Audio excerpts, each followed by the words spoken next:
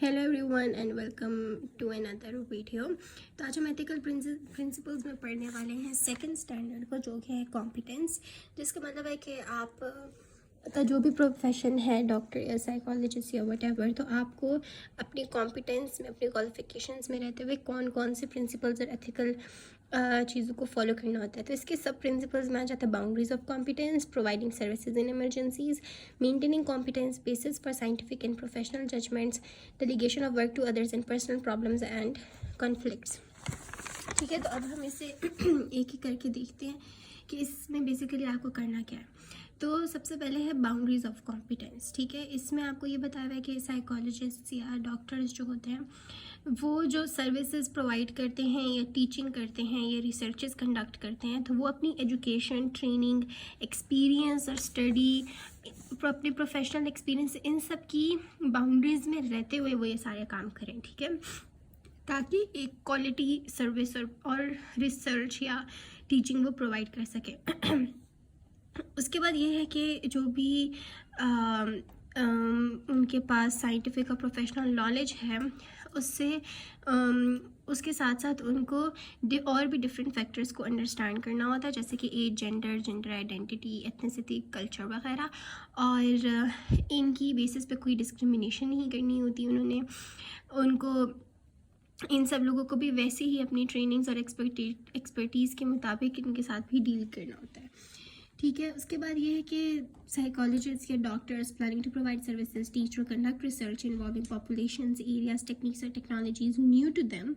तो यानी कि जो टेक्निक्स वगैरह इवन डॉक्टर्स के लिए, साइकोलॉजिस्ट के लिए, उनके लिए न्यू है, जो उन्होंने पहले नहीं पढ़ी हुई, तो इट्स इम्पॉर्टेंट कि वो उसमें कॉम्पिटेंट होने के लिए पहले उसके लिए एजुकेशन लें, ट्रेनिंग लें, एक्सपीरियंस लें, और फिर उसको अप्लाई करें और यूज़ करें। देन सिमिलरली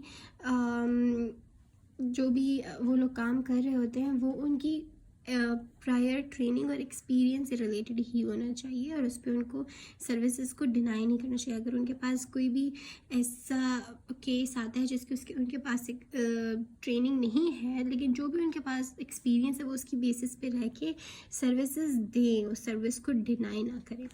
उसके बाद है कि in those emerging areas in which generally organized standards for preparatory training do not yet exist.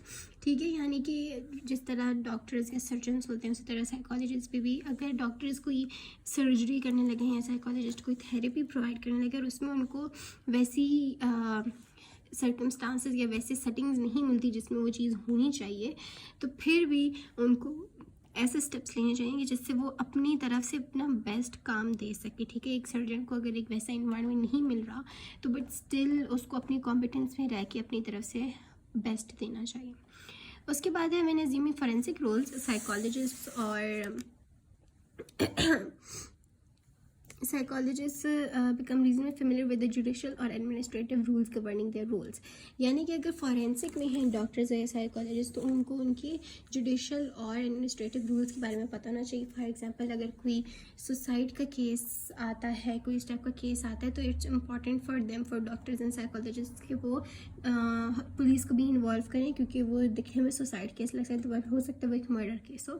तो उनको ये इन चीज़ों को भी देखना चाहिए। उसके बाद सेकेंड है प्रोवाइडिंग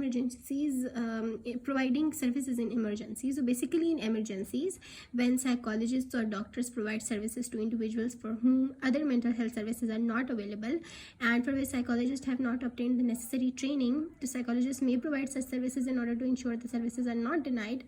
लेकिन बाद में वो सर्विसेज उनकी डिसकंटिन्यू हो जाती हैं as soon as the emergency has ended. ठीक है, जिस तरह इमरजेंसी केसेस भी आते हैं हॉस्पिटल्स में, तो वहाँ पे जो भी डॉक्टर अवेलेबल होता है तो वो अपनी तरफ से एक इमरजेंसी सर्विस प्रोवाइड तो कर देता है, बट जैसे ही सीनियर डॉक्टर्स आते हैं तो वो केस उनके पास हैंड ओवर हो जाता है। तो सिमिलरली यही चीज़ होती है डॉक्टर्स और साइकोलॉजिस्ट में भी और किसी भी प्रोफेशन में, कि इमरजेंसी केसेस में आप अपनी सर्विसेज प्रोवाइड करते हैं, लेकिन अगर आपके पास एक प्रॉपर ट्रेनिंग और वो नहीं है, तो इमरजेंसी एंड होने के बाद आप अपनी उन सर्विसेज को डिसकंटिन्यू कर लेते हैं और अच्छे हाथों में दे देते हैं। Second one is maintaining competence. तो बेसिकली سائیکالوجسٹ یا ڈاکٹرز کے اوپر میں اسی لیے زیادہ فوکس کروں کیونکہ وہ ایک فزیکل ہیلتھ اور مینٹل ہیلتھ پروفیشنل ہوتا ہے.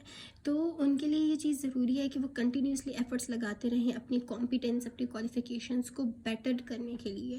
ٹھیک ہے, جس طرح ڈاکٹرز بھی ایگزامس دیتے رہتے ہیں, مزید اسٹڈیز کرتے رہتے ہیں, اسی طرح سائیکالوجسٹ بھی اپنی کمپیٹنس کو مینٹین کرنے کے لیے ایفرٹس لگاتے ہیں. The fourth one is basis for scientific and professional judgments. So psychologist work is based upon established scientific and professional judgment of the discipline.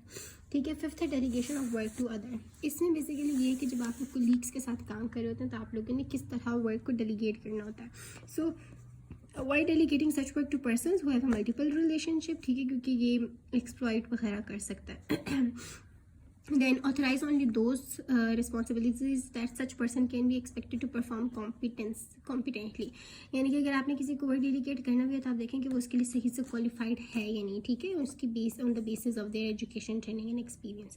Third یہ ہے کہ آپ نے دیکھنا ہے کہ such persons perform the services competently. ٹھیک ہے. Six professional problems and conflicts. اس میں یہ آ جاتا ہے کہ سب سے پہلے تو اگر آپ کی کوئی پرسنل پرابلمس چل رہی ہیں تو آپ ایک سروسز کو انیشیٹ ہی نہ کریں. ٹھیک ہے, اگر آپ نے کر لی اور بعد میں آپ کو ایسا لگتا ہے کہ you can not continue with that تو you have to terminate that session. ٹھیک ہے. تو this was all about the second standard which is competent. In the next video will do the fourth standard which is privacy and confidentiality. Till that time take care of your self.